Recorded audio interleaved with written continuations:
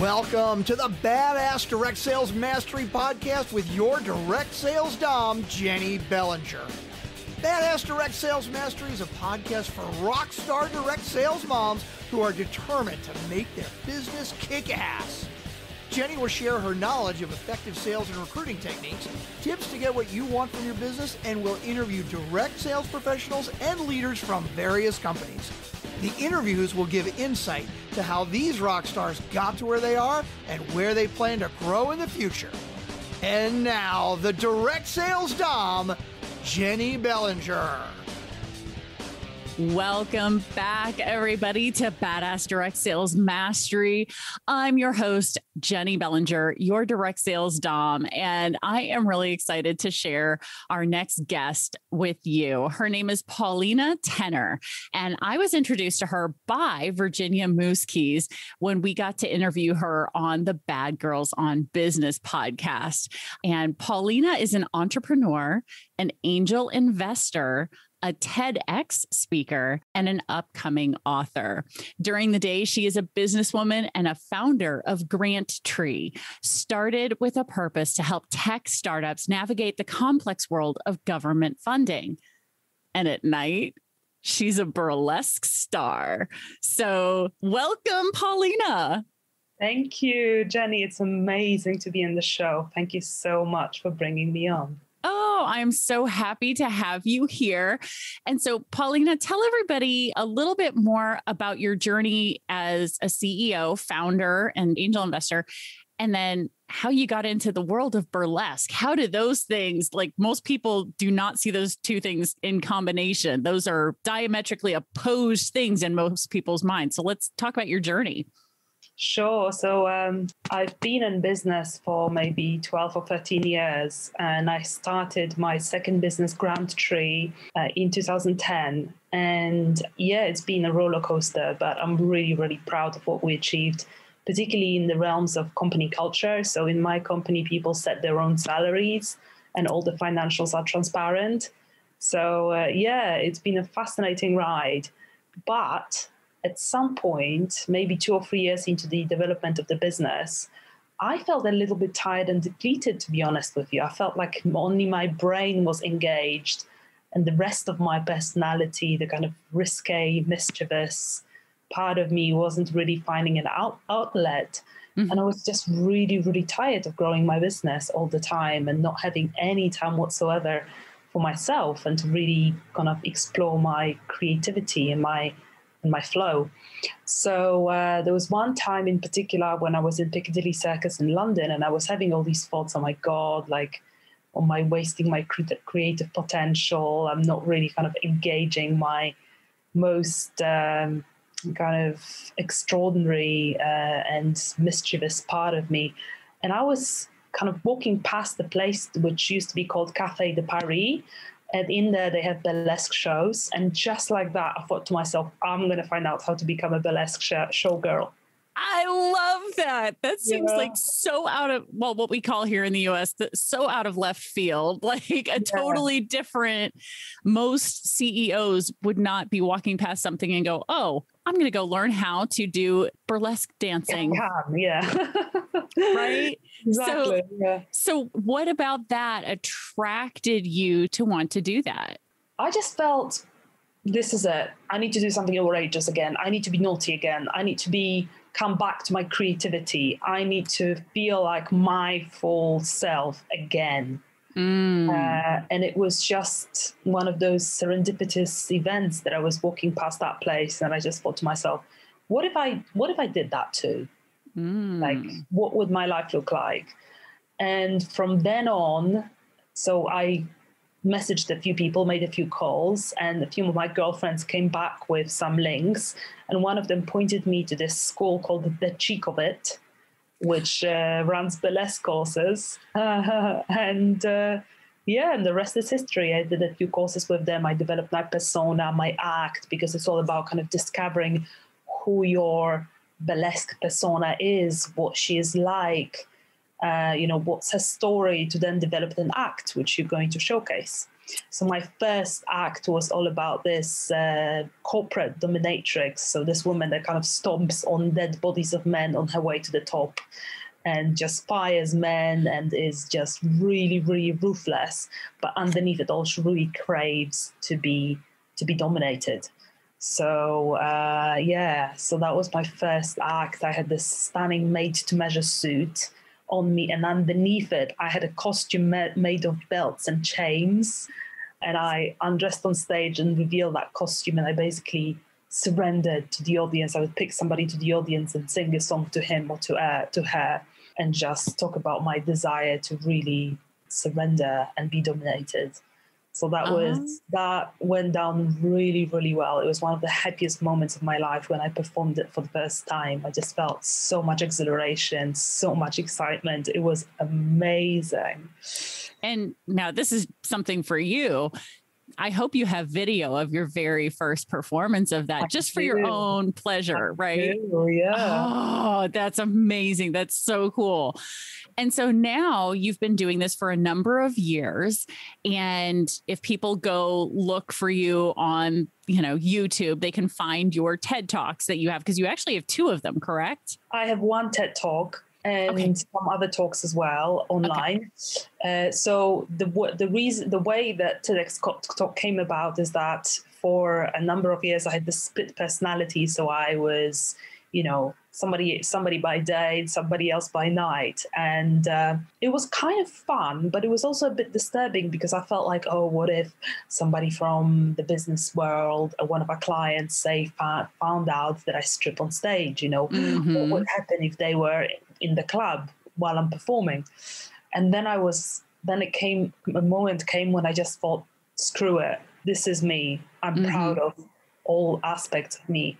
And I decided to bring it together. So to bring my business persona and my burlesque persona together.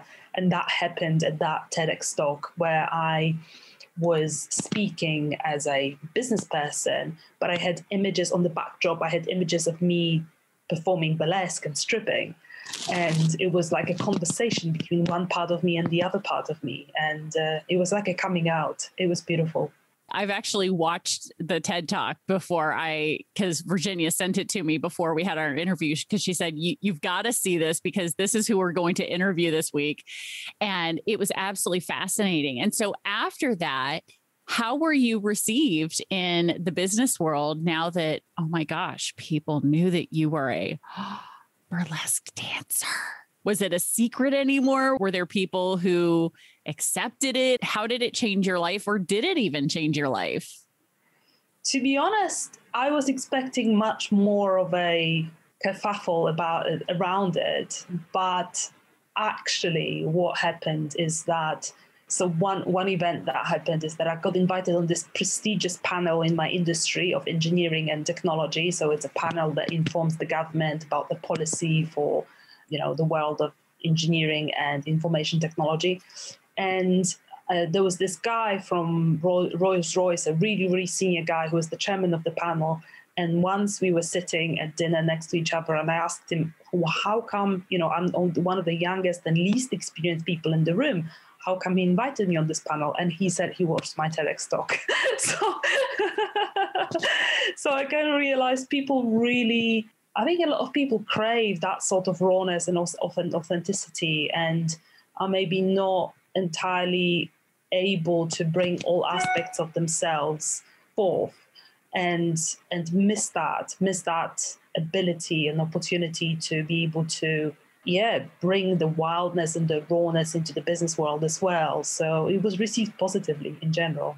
Oh, and that's good to hear. And which isn't surprising to me, because I think over in Europe, many of those things are probably more accepted than maybe here in the US. Because let me tell you, the number of people who, oh my goodness, when they find out the name of my podcast and the acronym is BDSM. And, when I first put it out there, people were like, are you aware that's BDSM? I was like, yeah. And they go, did you mean for that? Yeah. And they're like, oh.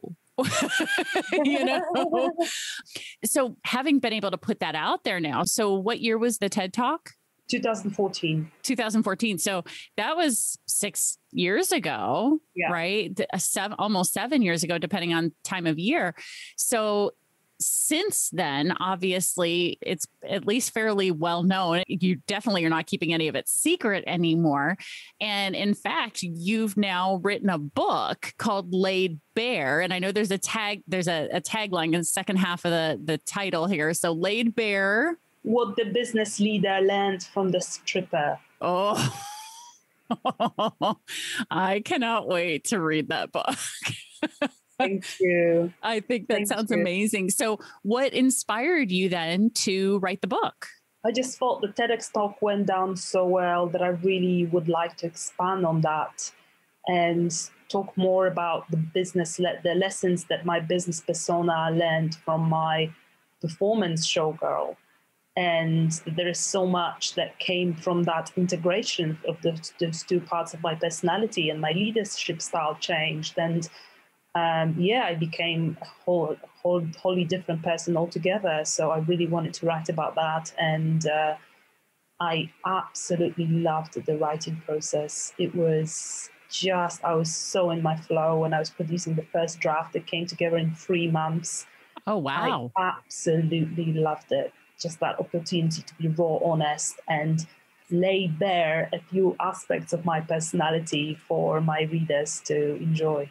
Oh, that is so cool to hear. Now, what has come up for me, I'm curious, because you mentioned in the beginning of our talk here that you have an interesting company culture in that you actually have your employees decide their own salary. And if I remember correctly, they do so in a group, right? It's not like they come to you and say, okay, I'm going to get paid, 50,000 pounds this year. It's they as a group know the budget and then decide. Is that correct? So people decide individually, but they decide in the context of financial transparency. So knowing that everybody else will know the decision instantly. Oh. So it's a hell of a lot of responsibility, actually. And it just teaches people a lot of responsibility because they have to be doing their self-assessment for monthly for at least 6 months. They have to have it reviewed by a peer from a company. And then they have to prepare a proposal and seek feedback on it. And finally, they have to make a decision knowing that the consequences of that decision are entirely on their shoulders. Now, was this always the way that you ran your company from the time it started? Or was this a creative thing that came from the burlesque piece of your life being integrated? That is a really interesting question. So it wasn't like that ever since we started. The financials were always transparent, but people weren't always setting their own salaries. I think it kind of came together as a result of changing my leadership and my business partner's leadership. So I'm actually in business with my husband. We started when we were just dating and going out together. And and then we got married as a result. So, So you guys are very, very transparent then. So because very transparent, and he's been so supportive of me doing my burlesque. He just loved the fact that I was so happy and so fulfilled. So, and he was one of the loudest whoop whoop cheer people in the audience always. Oh, that's amazing. So that company culture, obviously, I'm sure as you've gone through and been able to integrate this creative side of you, this authentic side of you, this transparent side of you, and not hiding anymore, has this continued to add to your culture, your company culture in other ways outside of the financial piece? Yes, so the fact that I really explored the feminine side of my personality. So I believe that regardless of gender, we both have the masculine and feminine side to our leadership. And I used to be mainly in my masculine, so very young as opposed to yin. And I was very driven, very ambitious, very kind of fast thinking, doing oriented, as opposed to kind of being surrender, calmness, all these things that are attributed to the feminine side of our leadership. So I think a lot of integration came as a result of it. And it was a blessing for the team, definitely, and for my leadership style. Yeah, especially if you have anyone on your team who does not deal well with an authoritarian leader, right? Yeah. Yeah. So this also leads into some of what you cover, I believe, in your book, which is the leadership style, right? You have a 4 concept leadership. Is that right? It's about leadership. Yes. So I've got a leadership framework known as C.U.N.T. Leadership framework. Yeah. I love it so much. Curious, unapologetic, notorious, and trustful. Okay. Say it again. So C-U-N-T, and that is? C for curious, U for unapologetic, N for notorious, and T for trustful. I hope everybody took notes on that. So, and I remember from our previous conversation that 2 of them are the more masculine side of the leadership that you were talking about, and 2 of them are the feminine side. So let's dig more into that, because I think there's a lot of people who, especially women, I think we're very used to being able to access those different things, even though we don't necessarily think about them as being masculine, feminine. But I think that by having a very specific thing like you have, the C-U-N-T framework, to be able to help people begin to identify those parts of themselves and becoming leaders for themselves. So let's talk about the masculine and the feminine. Yeah, absolutely. So it's C and T, curious and trustful, are the feminine attributes that sort of surround the masculine, notorious, and unapologetic. And curiosity is really important because it really changes our perspective. We are not stuck in a certain perspective. We're not judgmental. We are open. We are playful. If you really approach problems with the mindset of curiosity, they become games. They become something to be played with and something to be kind of toy around with, as opposed to something super serious. So it's, encourages that openness in us. So it's, for me, it's a very feminine attribute. And trustful, there's a lot to be said for trusting the process in business. So kind of surrendering and trusting what comes, trusting your own intuition, trusting what arises to the surface, and not necessarily needing to be in control all the time. And unapologetic and notorious are very kind of driven masculine attributes. So unapologetic, it's all about, not apologizing for your charisma, for your talent as a leader, really kind of thriving to make a dent in the world and to really change a way a given industry is run, for example. And I see that a lot in startup founders, that kind of unapologetic attitude, which is brilliant. Just knowing that if you're really unapologetic, you're going to piss some people off, because that's the nature of being a successful startup founder, a disruptive startup founder, that some people are profiting from a given industry or sector of business being run in a certain way. And it's all about not being afraid to just really wreak a havoc in it.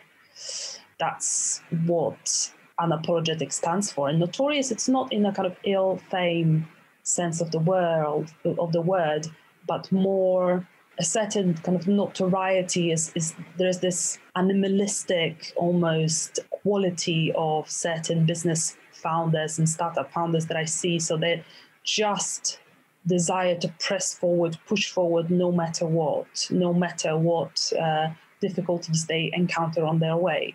So Paul Graham, who is the founder of Y Combinator, probably the biggest, the most successful accelerator globally, talks about just a founder being like an animal. So just like never stopping, like being completely, totally obsessed with an idea. So that's what I call notorious. And it's definitely a masculine quality.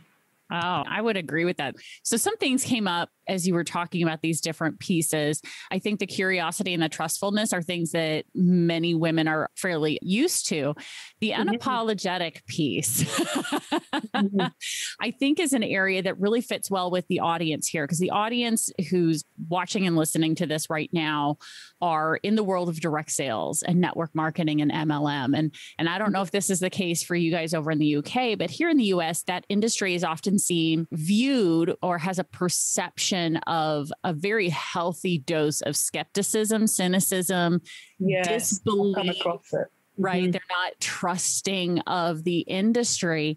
And I think being unapologetic for the fact that you're willing to jump into a direct sales business and run it like a business and make money and be successful despite other people's cynicism, I think is something that many women in the direct sales industry struggle with because they don't want to be seen. They don't want to rock the boat. They don't necessarily want to do that. But I know that people who are here at this summit, they're into the badassery, right? They signed up, they want to hear it.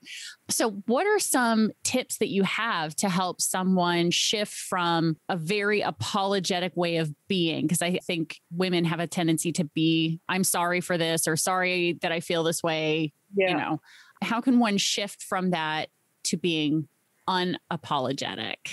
I think it's all about self-belief, to be honest with you. It's all about really trusting and believing in yourself beyond anything else. It's about knowing that I've got value to bring. I'm wanted and I'm needed in the world. My message is needed and I deserve to be heard. Mm-hmm. I think that's the shift that you need to make from apologetic to unapologetic. I love it. And you also brought up the trust piece, which I think those two things are very intricately woven together, because the trust, you've got to trust yourself, trust that you're doing this, trust in your company, trust in your product, trust in your upline leaders who want to help you, trusting. But I think the biggest part is the trusting in yourself in order to move forward. So is trusting in yourself something that you had struggled with before you jumped onto the burlesque stage? I think it's something that's a journey. I definitely trust myself more than I used to, but there are still days and there are moments where I could trust in myself more. So I see it as a journey, as a lifelong journey, really learning to trust yourself deeper and deeper and deeper. Yeah. And I think too, there are times when we can trust in ourselves in certain aspects of our lives, and others we feel less than confident, right? So it's a journey, not just lifelong in the amount of time that you're going to be doing this, but also in different areas of your life. So I know many of us are parents, and this is probably an area where many of us feel less than confident and trusting in our knowledge and ability, because none of us have ever done this before.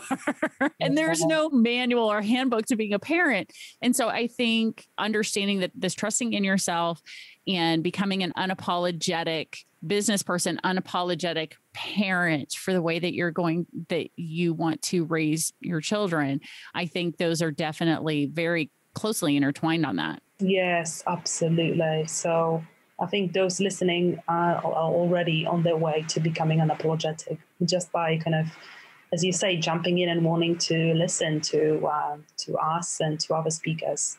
Yeah, I'm a big believer in everything happens for a reason. So those of you who are listening and watching right now, you're here for a reason. There's something in this message that Paulina has for you that was meant just for you, right? There's a reason why you're here. So please take note of all of this. Now, as we continue to walk through this framework, so we also have the notoriety piece, which is as you called it, I've lost the words. It's being the animalistic kind of pursuer of a dream or a vision. Yeah. So as you were talking about that, it was bringing up images for me of like Steve Jobs, right? Yeah, Elon Musk. Yeah. So Steve Jobs is well known for that because he 100% believed and knew what he wanted to bring into the world. Yes. Elon Musk is very much doing the same thing, right? And not to say that they didn't have mistakes, downfalls, obstacles, right? I'm sure they have plenty, and they're just building on their mistakes. I think they're celebrating their mistakes, if anything. Yeah. Because that's what success is. It's a result of being able to really embrace and celebrate your failures and have plenty of them. Yeah, because everyone thinks that the road to success is this nice straight line, and it's not. The meme I've seen on Facebook is that it's this big, swirly, knotted mess of craziness, and then all of a sudden you're at success up here. Exactly. It's a crazy, messy thing as you go along. So with the book, is this where you lay out your framework for leadership there? Absolutely. It's in a couple of chapters, but I talk a lot about feminine and masculine. I talk a lot about company culture, and I talk a lot about stripping.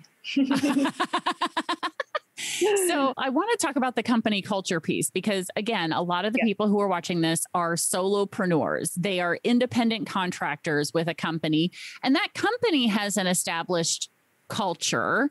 But I think that they can definitely learn from you in the culture that you set with your company as well in creating their own team culture, because it doesn't matter if you say team or company, right? It's a group of people who are interacting, right? So let's talk about that company culture piece. So did you intentionally develop the culture in your business, or was this something that developed based on the people that came into it? I intentionally developed it with my partner, and then we are getting more and more people that really appreciated that. And people maybe that appreciated it less, or it wasn't quite for them, slowly but surely left the team. So it was something that we intentionally developed because we wanted to create a kind of workplace that we would want to work in if we were looking for a job today. So I just remember that session that we had with a business consultant that was kind of back when it was maybe 4 or 5 of us. It's so very early on. And he laid out this org chart and told us, okay, you need to start thinking about what your reporting lines are going to be and what roles are going to be and your performance appraisals, et cetera, et cetera. And our hearts really sank, and we just felt, is this what we kind of got out of our employment for, to kind of recreate the kind of workplace that we managed to escape? And that's when we decided, okay, we're actually going to do some reading, do some research, find out how people go about creating companies that transcends the traditional hierarchical model. And so we did. So we came across a few books, like, for example, Maverick by Ricardo Semler, a Brazilian entrepreneur, fantastic entrepreneur that created a financial transparency and self-set pay in the company of thousands.